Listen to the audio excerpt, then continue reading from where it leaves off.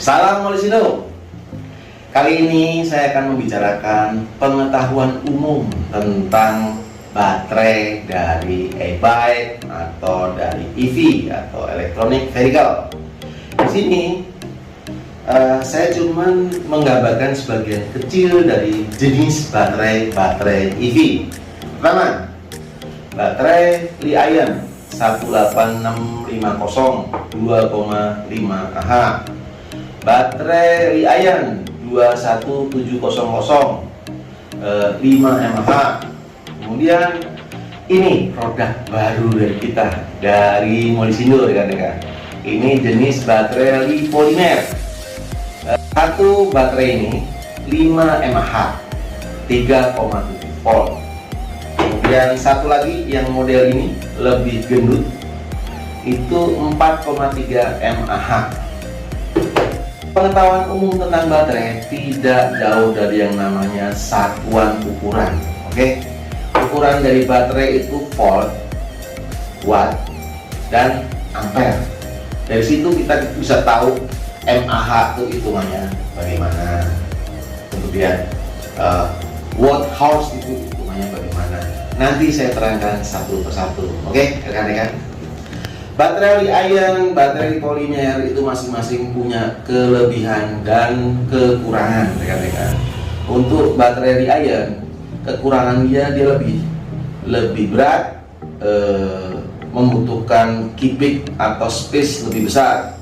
Sedangkan baterai Li-Polymer dia lebih ringan, lebih simple, tetapi kelemahan dari baterai ini itu berbahaya kalau kita merakit dengan sembarangan. Oke, tapi voltnya sama, rekan-rekan.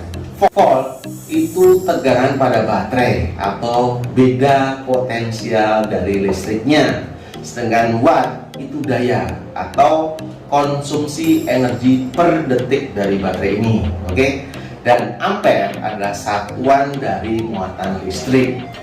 Oke, setelah kalian mengerti tentang cara menghitung baterai, atau mungkin tidak mengerti, tidak masalah.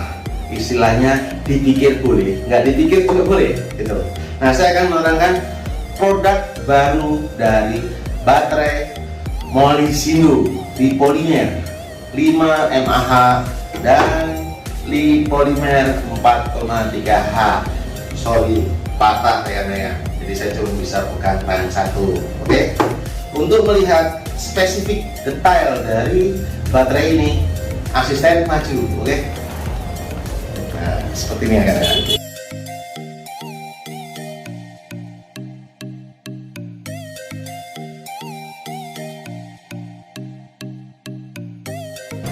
Ini adalah baterai Li-Polymer merek ATL, rekan-rekan. Dulu saya pernah bermain sejak tahun 2013 menggunakan baterai Li-Polymer merek ATL.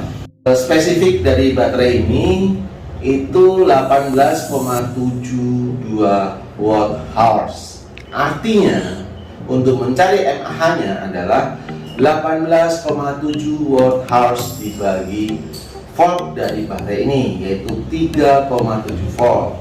Artinya satu biji baterai ini mengandung 3,7 volt 5,06 mAh.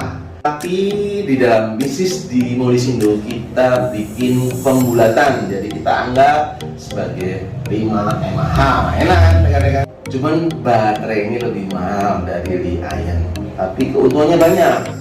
Dia hanya separuh space-nya yang dipakai untuk Li-ion. Nanti kita akan bikin perhitungannya.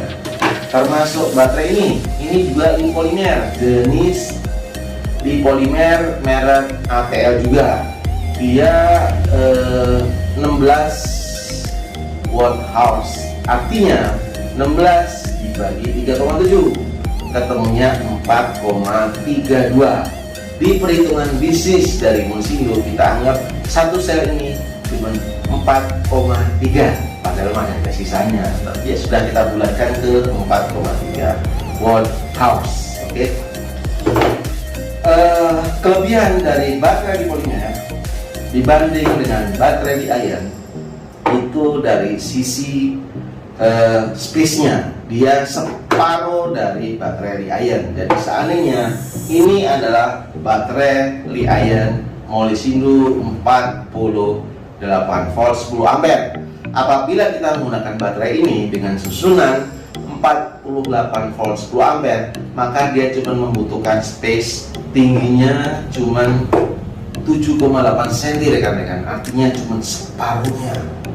Bayangkan, separuhnya. Dan dia lebih ringan. Begitu rekan-rekan. Tetapi ini adalah Li polimer khusus e-bike. Jadi C-nya tidak begitu tinggi. Ini hanya C3. Tapi tunggu dulu, untuk perhitungan C-rate atau discharge-nya antara Li-ion dengan beliau ini yang 5 ampere itu hampir 2 kali lipat dari Li-ion kita yang C5. Ini C3. Oke. Bagaimana untuk menghitung C-rate atau discharger? Jadi baterai itu satuannya discharger, itu kemampuan baterai untuk mengosongkan diri rekan-rekan. Itu namanya discharger.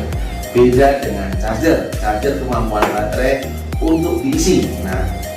Nah, kalau discharger itu kemampuan baterai untuk dikosongkan. Itu yang paling penting di dalam dunia baterai EV. Oke. Nah, untuk C-rate dari baterai Li polimer ini, saya menghitung baterai Li polimer kita ini cuma C3.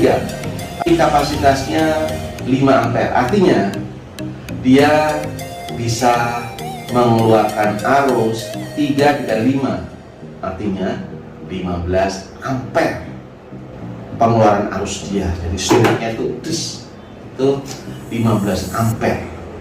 Kemudian kalau seandainya Li-ion ini kita punya C5, tapi dia cuma 2,5 mAh, artinya 2,5 dikali 5 itu cuma sama dengan 12,5.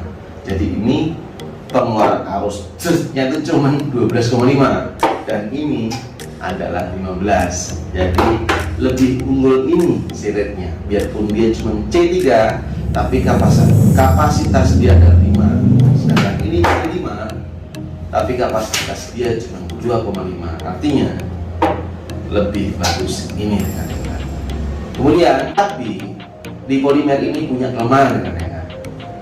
Dia lebih mahal sekitar 15% dari harga Li-ion. Oke. Nanti akan Anda lihat flash list dari Molisindo di bawah dari video ini. Oke, rekan-rekan. Oke, nah sekarang kita berbicara masalah space dari baterai Li-ion 48 volt 10 ampere dan space dari baterai Li polimer 5 ampere. Saya sudah bilang rekan-rekan, bedanya separuhnya. Oke. Keunggulannya dia sangat simple, sangat tipis, sangat ringan, tapi kemampuannya sama atau bahkan lebih dari Li-ion. Oke, kalau kita perhitungkan, kalau kita membuat baterai 48 volt 10 ampere dengan baterai Li-ion 18650, maka dia akan memiliki ketebalan 7,5 cm. Sedangkan lebarnya itu 10 cm dan panjangnya itu 26 cm. Tapi kalau kita menggunakan ini, rekan-rekan bisa bayangkan, tebal baterai hanya 7,8 cm, sedangkan lebarnya cuma 6,5 cm dan panjangnya rekan-rekan cuma 13 cm. Kayak bakpao ditumpuk 2 dah, seperti itu rekan-rekan. Yang ini sama artinya juga ini rekan-rekan. Itu keunggulan dari Li polimer, dari produk Molisindo. Mungkin kita satu-satunya yang bisa merakit baterai ini, dan masing-masing baterai tetap rekan-rekan kita beri BMS untuk pengaman dan kita kasih bonus charger. Oke, sementara itu dulu rekan-rekan. Salam Molisindo John. Doain rekan-rekan ini sudah sembuh dan pulih. Oke.